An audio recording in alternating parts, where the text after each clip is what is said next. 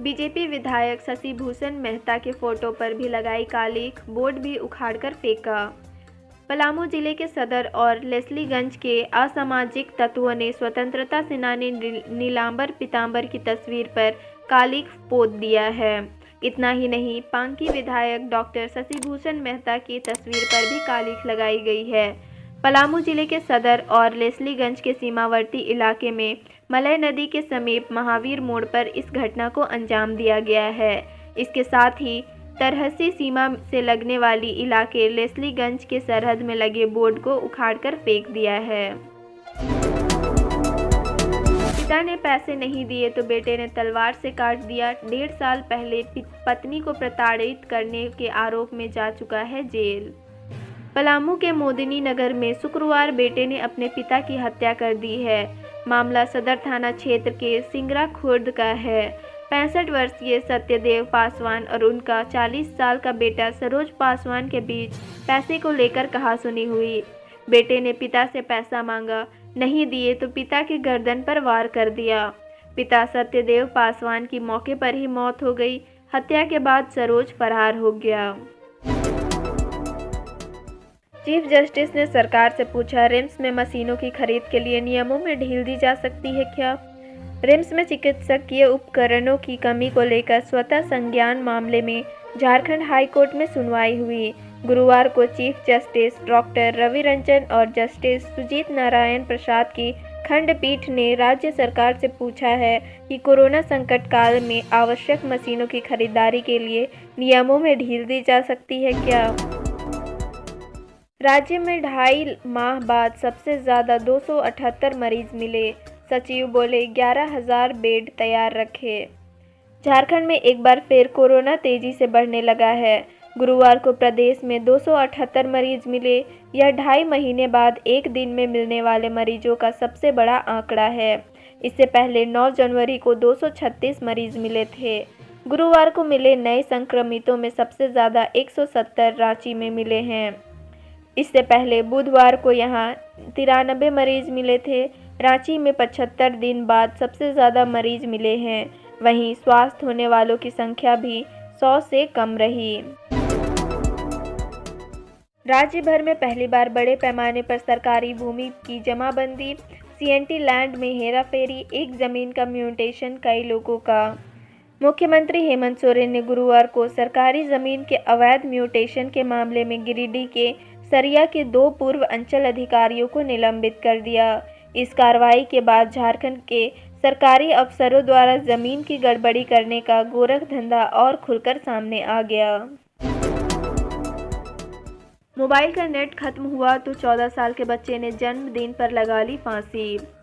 सदर थाना क्षेत्र के सरना टोली में गुरुवार को 5वीं कक्षा के छात्र आयुष मुंडा ने अपने कमरे में फांसी लगाकर खुदकुशी कर ली। गुरुवार को उसका जन्मदिन था। पिता संजय मुंडा ने बताया कि आयुष मोबाइल पर गेम खेलने का शौकीन था। गुरुवार सुबह 4 बजे उसके मोबाइल का इंटरनेट पैक खत्म हो गया था। इससे वह परेशान था। सुबह 6 बजे मां जब उसे जन्मदिन की शुभकामना देने कमरे में गई तो वह मां के दुपट्टे के सहारे फांसी पर झूल रहा था। कोलकाता से 20 लाख का सोना लेकर लौट रहा था जेवर कारोबारी। हरमू थाने से 1 किलोमीटर की दूरी पर पिस्तौल दिखाकर लूटा। रांची के अरगोड़ा इलाके में अपराधियों ने शुक्रवार की सुबह सरेराह एक व्यापारी को लूट लिया गया है। कोलकाता से सोना लेकर लौट रहे जेवर कारोबारी जितेंद्र कुमार वर्मा के साथ लूट की घटना हुई है। लूटे गए जेवरात की कीमत करीब 20 लाख बताई जा रही है। जहां यह घटना घटी वहां अरगोड़ा थाना 1 किलोमीटर की दूरी पर है। अस्पताल प्रबंधक ने कहा, शॉर्ट सर्किट से लगी थी आग, सभी मरीजों को सुरक्षित निकाल लिया गया, नुकसान का कर रहे हैं आकलन। रांची के मेन रोड स्थित राज हॉस्पिटल में शुक्रवार सुबह आग लग गई। आग 7वें मंजिल पर लगी। इसका धुआं 8वें और 9वें तले पर भी भर गया। इसके कारण कुछ घंटों के लिए अस्पताल में अफरा तफरी मच गई। हालांकि 1 घंटे के अंदर आग पर काबू पा लिया गया। अस्पताल प्रबंधन के योगेश गंभीर ने बताया कि शॉर्ट सर्किट के कारण आग लगी थी। जेईई मेन अप्रैल सेशन के लिए आवेदन शुरू, 4 तक भर सकेंगे।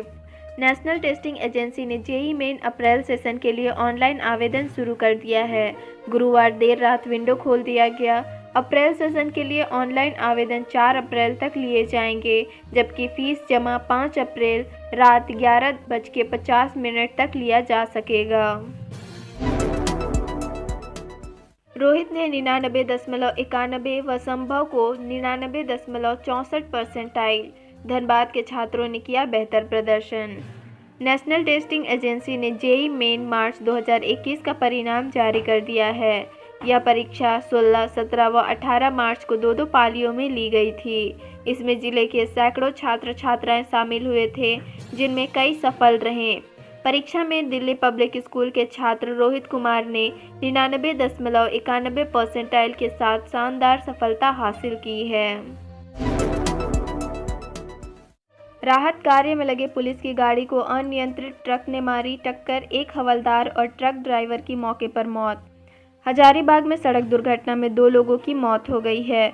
हादसा जिले के चंपारण में दनुआ घाटी में हुई है। प्रत्यक्षदर्शियों की यहां पुलिस वैन और ट्रक के बीच टक्कर हो गई है। इसमें पुलिस वैन चालक व एक ट्रक चालक की मौके पर मौत हो गई। आंदोलनरत होमगार्ड जवानों ने कहा, हमारे आंदोलन को प्रभावित करना चाहती है सरकार। घुट घुट के मर जाएंगे, लेकिन जब तक मांगे पूरी नहीं होगी नहीं हटेंगे।